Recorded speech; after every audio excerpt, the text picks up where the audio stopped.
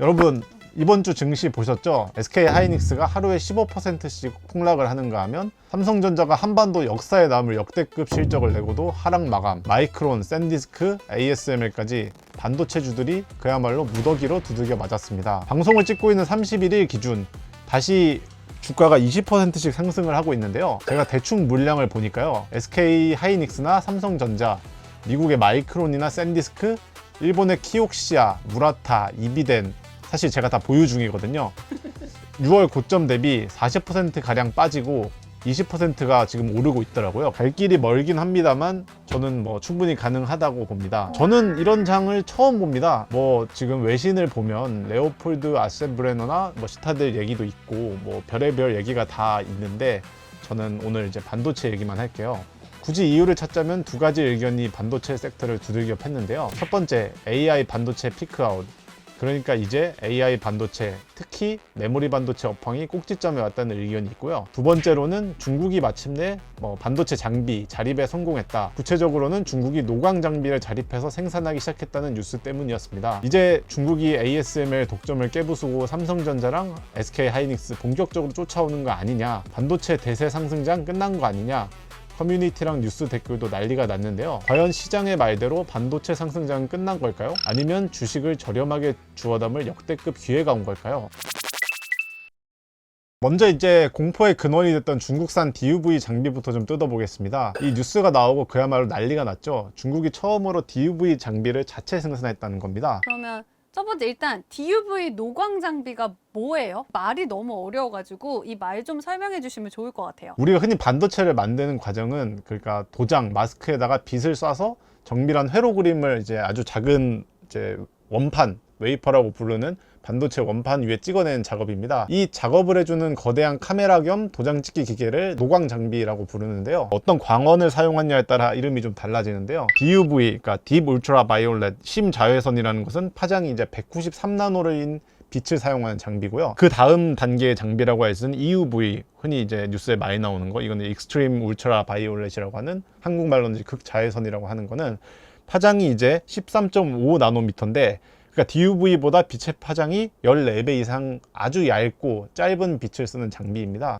예전에 뭐 삼성전자나 SK 하이닉스의 반도체 팹을 봤을 때 아주 멀리서 이제 EUV 장비랑 DUV 장비를 본 적이 있는데, 컨테이너 박스 정도 크기라고 보시면 좋을 것 같아요. 그거를 사실상 이제 반도체 생산에 있어서 가장 필요한 장비고, 그래서 가장 쉬운 비유로 설명하자면 작은 종이, 이거를 이제 웨이퍼라고 할게요. 이걸 위에 선을 수백만 개를 그려야 하는 상황인데, DUV가 어떻게 보면 상대적으로 조금 두꺼운 네임펜을 그렇게 비유를 할 수가 있겠고요. 네임펜은 이제 심이 굵어서 촘촘하게 선을 그리기가 어렵잖아요. 그래서 선과 선 사이가 겹치지 않게 하려면 종이를 여러 번 겹쳐가면서 자를 대고 따로따로 고생해서 여러 번 그려야 되는데, 이걸 이제 뭐 반도체 업계에서는 멀티 패터닝이라고 하죠. EUV는 이제 흔히 우리가 이제 고3 때 쓰던 굉장히 얇은 초극세사 샤프라고 비유를 하면 좋을 것 같은데요. 심이 이제 얇아서 좁은 공간에서도 한 번에 슥슥 얇고 정밀한 선을 그릴 수가 있습니다. 여러 번 겹쳐서 그릴 필요가 없다 보니까 시간도 아끼고 훨씬 더 미세한 최첨단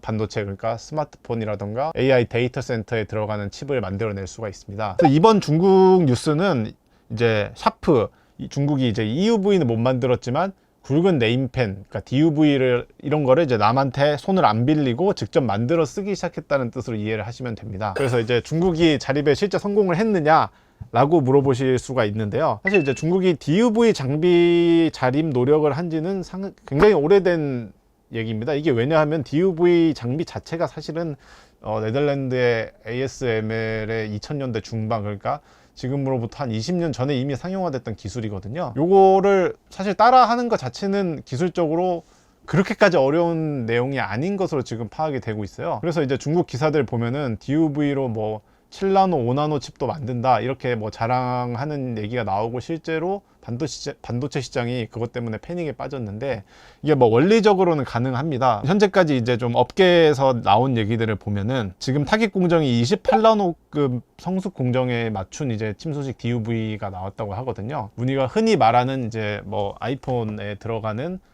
칩 같은 것이 대충 3나노 정도 급이고요. 그리고 AI 데이터 센터에 들어가는 칩이 지금 주류가 되는 게 3나노에서 4나노급 공정이거든요. 그래서 28나노급 공정이면 이제 이거보다는 한참 좀 모자란 공정이라고 보시면 되는데, 다만 이제 문제가 되는 거는 처음에 이게 한 획으로 그렸을 때 28나노라는 것이고, 아까 말씀드렸던 요거를 이제 여러 번 이렇게 패터닝 하면은 그거보다는 훨씬 더 뭐 세밀하게 만들 수 있다, 이런 뜻으로 멀티 패터닝 시 이제 예측이 되는 게 14나노에서 최대 7나노까지 가능은 하다, 이론적으로 그런 얘기가 있고, 생산성으로 보면은 지금 ASML에 가장 히트돼서 많이 나오는 DUV 장비 같은 것들이 반도체 웨이퍼를 1시간에 300장 정도 전후 처리가 가능한 반면에, 지금 중국이 이제 자립적으로 만들었다고 주장하는 것들은 기술 수준을 파악을 해보면 시간당 이제 150장도 처리를 못하지 않을까, 지금 이렇게 내다보고 있거든요. 수율로 보면은 아까 말씀드렸다시피 이제 ASML의 DUV 장비는 20년이 넘었죠. 그러다 보니까 수율이 이제 98% 이상, 사실상 이제 뭐 아무렇게나 돌려도 뭐 돈을 뽑아낼 수 있는 수준까지 이제 다다랐는데, 중국의 DUV 장비는 지금 아무리 잘 쳐줘도 90%대 초반으로 보거든요. 근데 이게 이제 말 그대로 그냥 싱글 패턴, 그냥 패턴을 한 번만 했을 때의 수율인 거고, 사실 뭐 시도를 여러 번 하게 되면 그만큼 실패할 확률이 높잖아요. 그래서 멀티 패터닝으로 들어가게 되면 수율이 이제 70%, 정말 잘 봐줘도 80% 수준이 아닐까라고 지금 보고 있습니다. 그러니까 중국산 장비는 이 정밀도의 속도가 ASML의 반 토막 수준입니다. 그러니까 그 뜻이 뭐냐? 그러니까 칩을 만들면 10개 중에 최소 2~3개는 불량이 나오고, 만드는 속도도 아까 말씀드린 대로 ASML의 한 절반 정도이기 때문에 상업적으로는 도저히 이제 돈을 벌 수가 없는 구조라는 겁니다. 그러니까 비용도 많이 드는 거네요, 한마디로. 그렇죠. 비용도 당연히 많이 들고, 그래서 이제 화웨이 스마트폰용으로 우리가 언론에서 뭐 5나노대까지도 가능하다, 지금 이미 7나노급이 나왔다라고 하고, 실제적으로 지금 이제 중국의 인민분들이 그걸 사용을 하고 계신데, 그걸 이제 몇만 개 쥐어짜서 만드는 거는 가능한데, 글로벌 시장에서 우리가 흔히 갤럭시나 아이폰 혹은 AI 데이터 센터에 들어가는 수준으로 양산하는 거는, 이거는 사실 완전히 다른 이야기라는 거죠. 근데 주가는 왜 이렇게 다 같이 폭락을 했을까요? 이게 월가 전문가들이 바보라서 던졌 건 아니고요. 물론 제가 볼 때는 좀 바보 같긴 한데, 이제 월가가 두려워한 거는 제가 지금까지 말씀드린 기술 격차가 아니라 중국 정부의 미친 보조금입니다. 이제 한번 생각을 해보세요. 아무리 이제 수율이 안 나와서 적자가 나더라도, 근데 중국 정부가 보조금으로 만약에 손실을 다 메꿔주면서 YMTC나 CXMT 같은 중국 메모리 공장에 국산 DUV를 뭐 들이붓는다면 어떻게 될까요? 그러니까 수익성이랑 상관없이 이제 범용 디램이랑 낸드 플래시 혹은 이제 뭐 10나노 전후의 파운드리 시장에 저가 중국산 물량이 쏟아져 들어온다는 뜻이죠. 그래서 고성능 AI 반도체가 아니라 옛날 기술이 들어가는 일반 범용 메모리 시장에서 제2의 치킨 게임이 열릴 수 있다는 공포감이 메모리 반도체 주가를 좀 때려 부순 겁니다. 최근에 이제 HBM 같은 고성능 메모리 가격이 몇 배씩 비싸지다 보니까 빅테크 기업들이 돈이 없어서 AI 투자를 줄이면 메모리 전체가 좀 다시 무너지는 거 아니냐라는 AI 이제 피크와 우려까지 겹쳐서 이제 앞뒤로 이렇게 때려 맞다 보니까 주가가 지금 거의 절반씩 빠진 것인데요. 그러면 이제 중요한 질문이 반도체 주가가 어디까지 떨어질까라는 건데, 이제 제 결론부터 말씀드리자면은 이거는 이제 범용 메모리 악재로 인한 단기 좀 심리적인 과매도 상태에 있는 것 같습니다. 좀 냉정하게 좀 구분해야 될 게 있는데요. 중국이 DUV로 아무리 물량을 쏟아낸다고 해도 엔비디아 GPU에 들어가는 이제 HBM3나 HBM4 혹은 이제 최첨단 DDR5 같은 초선단 메모리들은 절대 만들 수가 없습니다. 왜냐하면 이 디램 같은 거는 아까 말씀드렸던 DUV 장비가 아니고 EUV 장비가 있어야 되는 거고, EUV 장비가 없으면 물리적으로 불가능하기 때문이죠. 그래서 이제 앞으로 이제 중국이 쫓아올 수 있는 레거시 범용 시장과 글로벌 메모리 3사가 독점하는 AI 선단 메모리 시장의 양극화가 좀 더 심해질 수는 있겠죠. 따라서 이제 이번 폭락으로 펀더멘털이 훼손된 게 아니고 중국 국산화라는 헤드라인에 좀 시장이 과도하게 쫄아서 매물을 던진 게 아닌가 싶고, 그 결과가 이제 오늘 같은 좀 뭐 불꽃 반등이 좀 나오는 게 아닌가 싶긴 한데. 그러게요. 요 며칠 계속 쭉 빠졌다가 오늘 지금 회복을 하는 것 같아요. 그죠? 그쵸. 그래서 이제 뭐 요거는 이제 제 생각이긴 한데, 말씀한 대로 중국이 이제 그러면은 돈을 당국이 좀 부어가지고 치킨 게임에 좀 이제 나설 수는 있겠죠. 왜냐하면 사실 뭐 시계를 좀 돌려서 20~30년 전으로 가면 삼성전자가 처음 이제 디램 시장에 등장했을 때도 물론 이제 여러 가지 뭐 좀 관점이 있지만은 우리나라 정부가 상당히 좀 밀어줬던 것이 사실이고, 그래서 이제 일본이랑 독일 업체들이 얘네들을 이거 약간 적자 보고 판에 달려드네라고 싶을 정도로 좀 그런 것들이 있었는데, 그게 이제는 중국이 됐을 뿐이거든요. 그래서 그런 일이 앞으로 없을 거다라고는 제가 말을 못 할 건데, 다만 그 날이 오기까지는 제가 볼 때는 적어도 2년 이상이 걸리고, 주가가 뭐 지금 1년 6개월에서 2년 정도 선행하니까 이게 맞지 않느냐라고 하는데, 그 2년 뒤가 오더라도 중국이 이 반도 시장에서 유의미하게 치킨 게임을 벌이기는 제 생각은 좀 어렵다는 생각이 좀 듭니다. 5년 뒤라고 하면은, 그러니까 범용 낸드라거나 범용 이제 DDR, 일반적인 스마트폰이라든가 PC에 들어가는 DDR은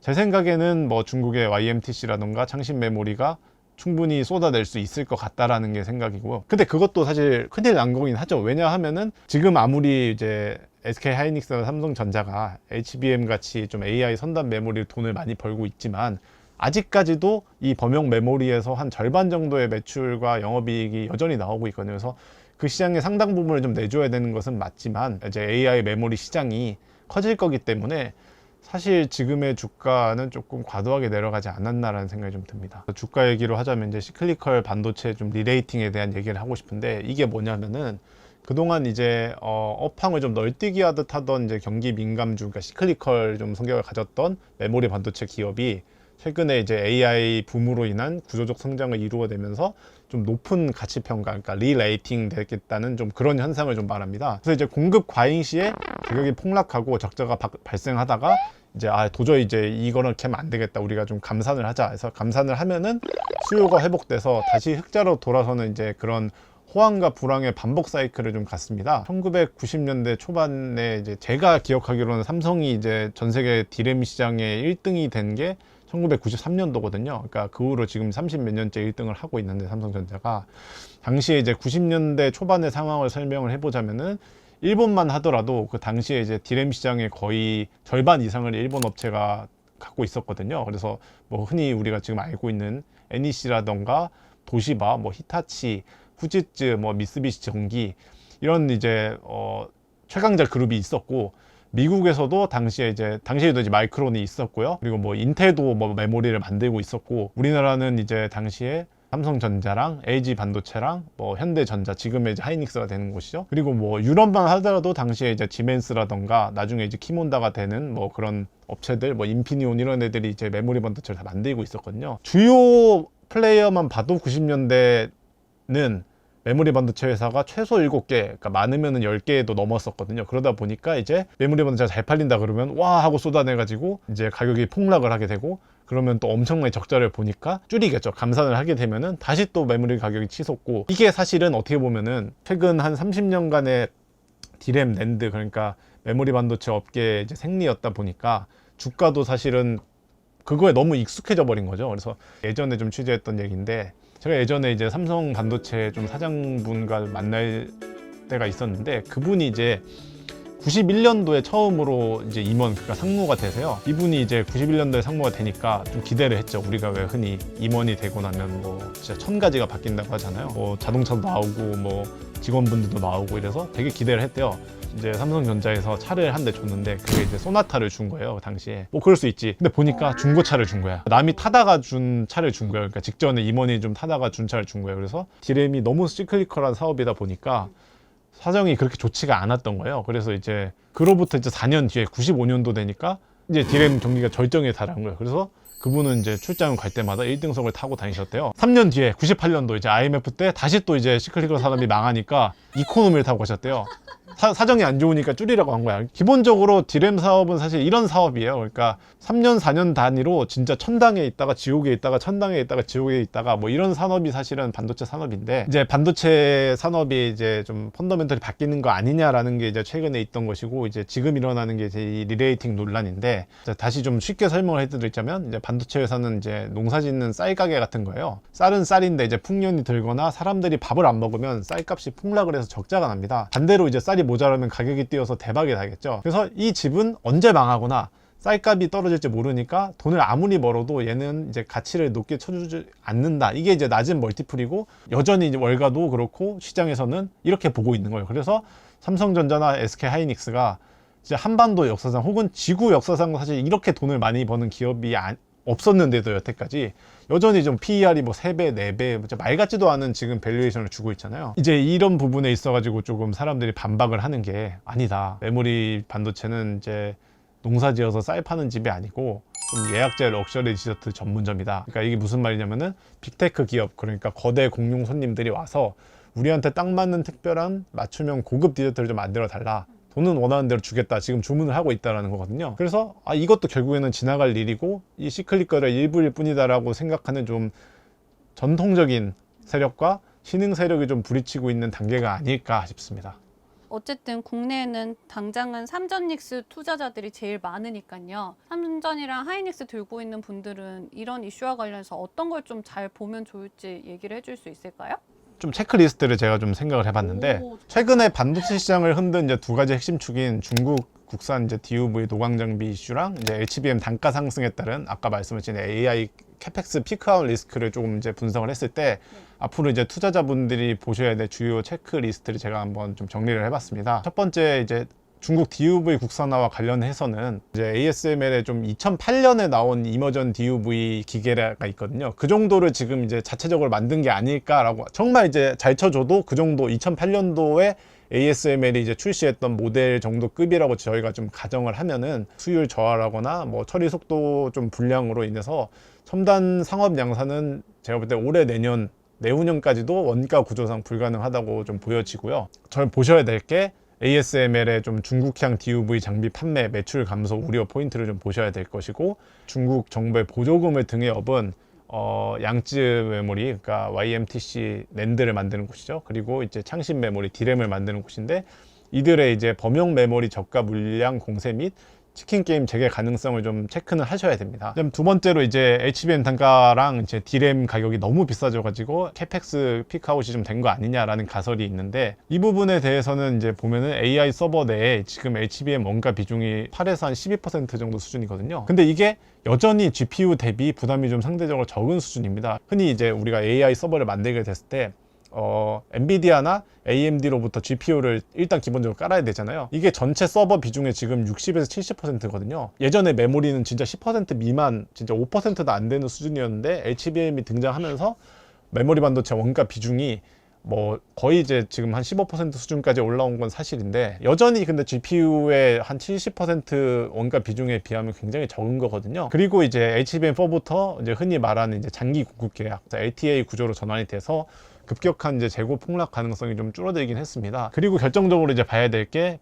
이제 M7 간의 AI 주도권 경쟁이 있어서 여전히 투자 지속성이 유지가 됐다는 건데, 지금 31일 날 이제 뭐 애플이라던가 아마존의 2분기 실적이 발표가 됐는데, 여기서 제가 되게 주목해서 좀 본 게, 아마존이 컨콜에서 이제 메모리 가격 올랐는데 너네 어떡할 거냐 뭐 이런 질문이 나왔던 것 같아요. 메모리 가격 진짜 올랐고 그것 때문에 우리가 지금 캐펙스에서 잡아놓은 것보다 20조는 좀 더 써야 될 것 같다라는 구체적인 숫자까지가 나왔었는데, 그래서 이런 투자 지속성 측면에서 좀 앞으로 좀 이 포인트를 좀 보시면 좋을 것 같습니다.